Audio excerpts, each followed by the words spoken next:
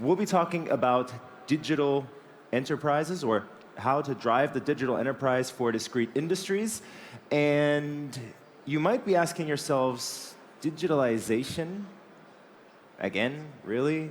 Like, what does this have to do with, you know what, why don't we just bring our expert in the field after we play the movie. Can we play the movie, please?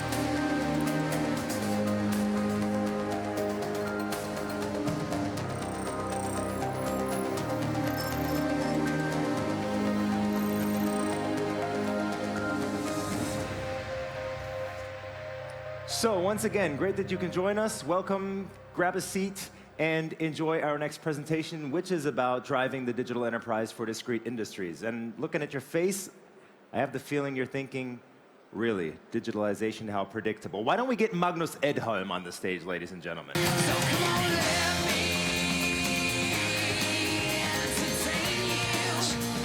Chris, thank you for that intro, ladies. So, how I was predictable? expecting Howard Carpenter, so I'm happy that that one came along instead. That was also predictable, Yeah. huh? But that first song? of all, digitalization is, you should not talk negatively about it, Chris.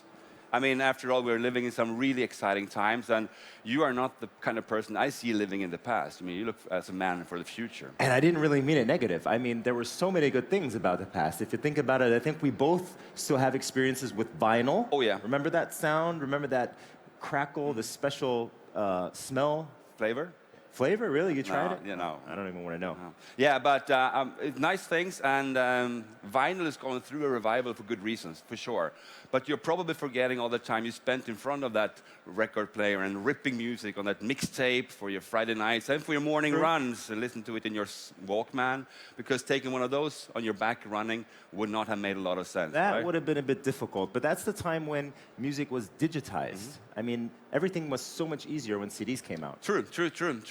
And that digitize is a very good word, because that is kind of when you take something analog and you do it digital out of it, it's digitization. But we're living in the age of digitalization at the moment. So that's an important thing. And but now also, if you look at the way we are consuming music today with streaming services of all types, it's so much easier to create those playlists of your choice. And even with CDs, you could only listen to one CD at a time, unless you had this CD changer. I didn't have one, but so things have gotten a lot easier now. So we just heard some of your playlists before, Robbie Williams, I suppose. And I mean, it's such a cool thing to have, these streaming services. I wouldn't want to be without. No, I know. And also the cool thing is, a bit nerdy, that you have those adaptive algorithms that are analyzing your way of listening and provides you with suggestions of music that you may like. And also, if you go out, which you did this morning, I'm sure, this morning run, every morning. Oh yeah, 5:30. 5:30, went out for this morning run. And the streaming service actually gives you that extra boost, that music that takes that extra minute out of your... You know what would be really cool? No? Speaking of extra boost, if my shoes would do the same. How you mean? Well, if, you know, my shoes would actually run for me. That you're, okay, I hear you. Difficult. Would be cool. I can look into it.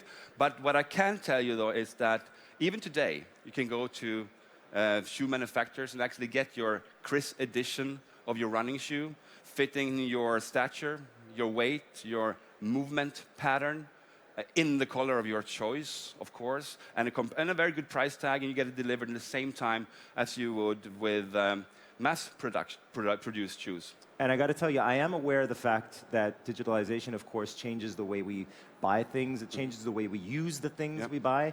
But it's still kind of hard for me to imagine what this has to do with the discrete industry, basically. The manufacturers? Yeah. It's a lot. I mean, if you look at it, taking a product to market in a short time has been there for 30, 40 years, always been a fact. You need to produce with quality, get flexible to meet the requirements on the market. You need to take advantage of the resources you got available and increase the efficiency, get even more efficient. Slow down. We're on stage here, yeah, okay? Sorry. We have an audience. Give us something a bit more tangible. Okay. First off, I send you off stage and I take over from here, and you relax, have a seat, coffee or something, and enjoy. I wave you back on board in a few minutes. Have fun, Magnus. Okay. So from my side, also warm welcome to Siemens. If we look at the reason why most of you are here is to discover new technologies.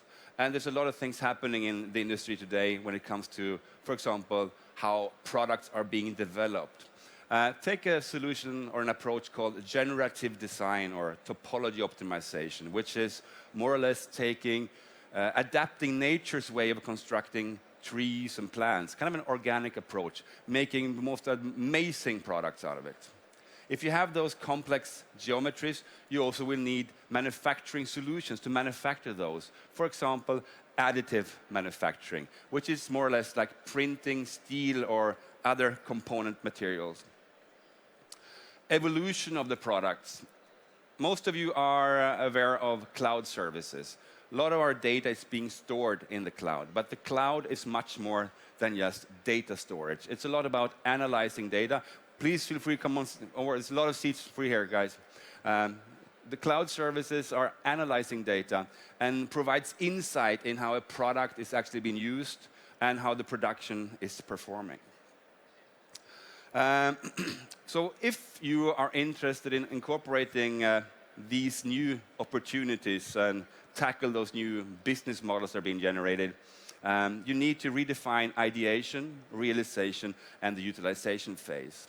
And what is very important to also take into consideration is to have those 5 steps in the way a product is being developed, from product design and all the way to services. And you make them align, and you are more or less weaving a digital thread of information throughout the entire chain. So then you ask, why is this transformation actually required?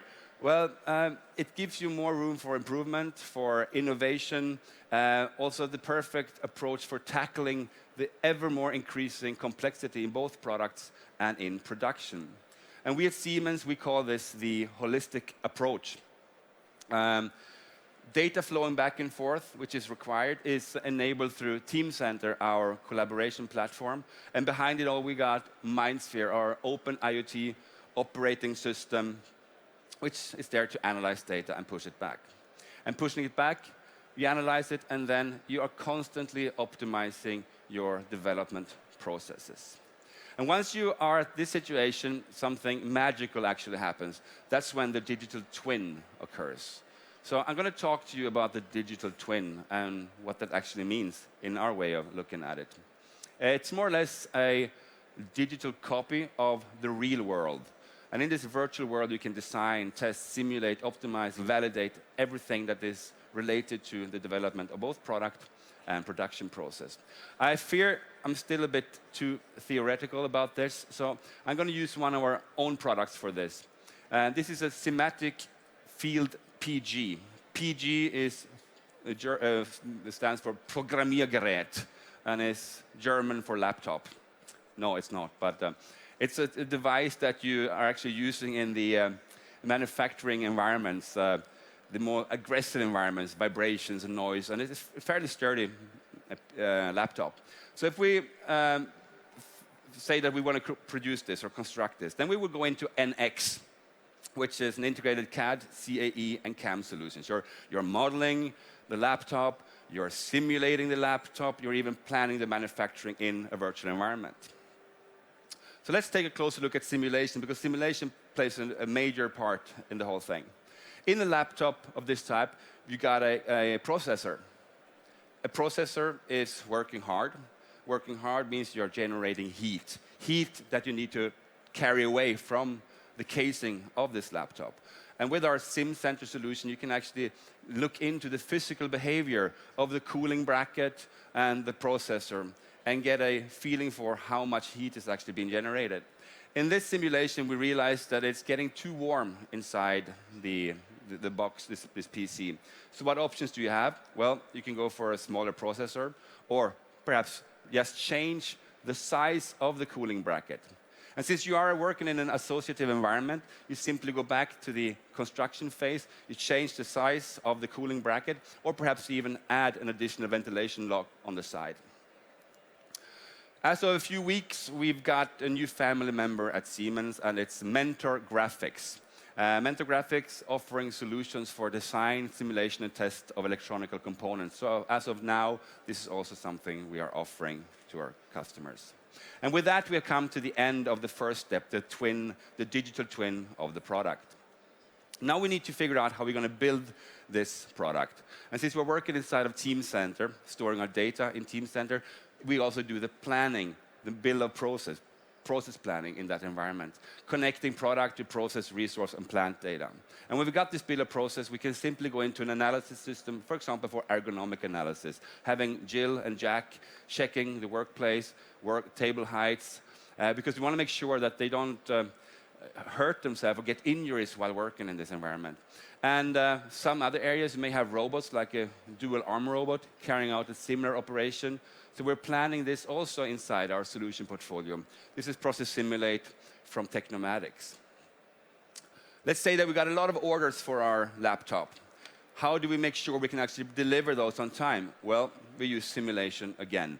This time it's Technomatics plant simulation, using it for material flow simulation through the plant, discovering bottlenecks, scaling the buffers, even simulating the consumption of energy in the factory, so we can actually optimize also that part to reduce energy.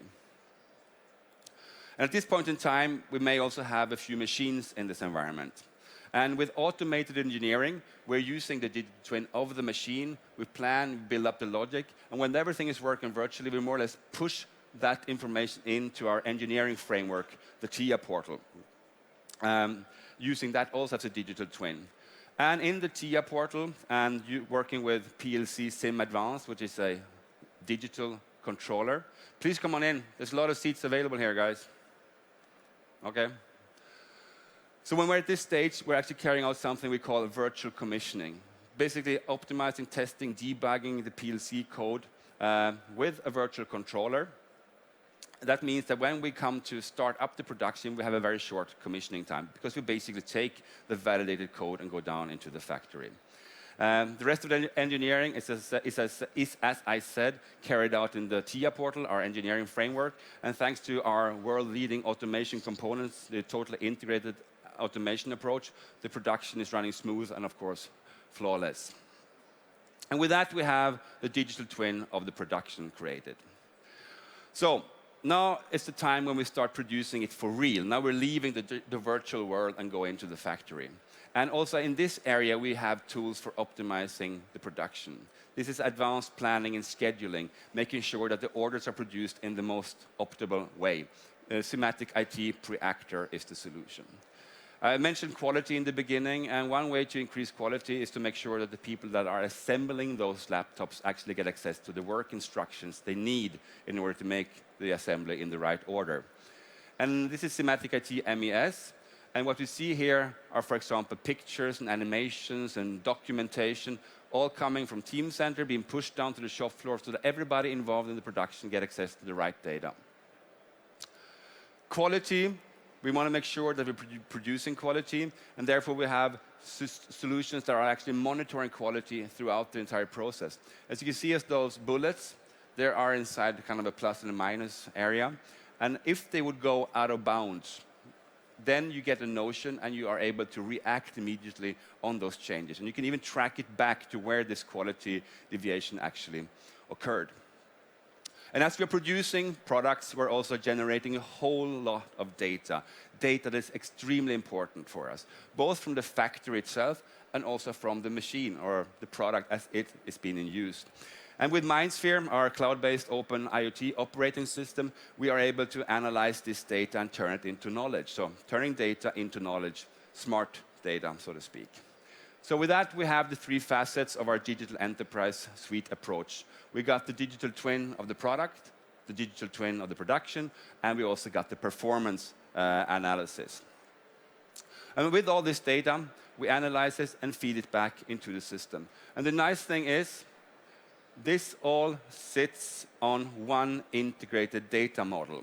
What does that really mean? Well, we have the data in Team Center. So everybody involved in the process and production development, they got access to this data no matter where they are on the planet. They always are working on the latest and greatest released data no matter what. And so what are the solutions that you need for all this? Well, as I said, it's a digital enterprise suite, and it looks like this. This is what I've been talking about. Team Center as a base. Then we got the product lifecycle management component, manufacturing operations management, and total integrated automation and MindSphere behind all of this. And these are the tools you need to reach that time to market, cut in time to market, the flexibility to provide customized mass production, quality, efficiency, and of course, security. So those are the tools you need to become that game changer that you want to be, and turn your company into a digital enterprise and make the future yours. Chris, I'm done. That was a wonderful presentation. Magnus Edholm, maybe we can give him a wonderful round of applause. The only thing we have to work on now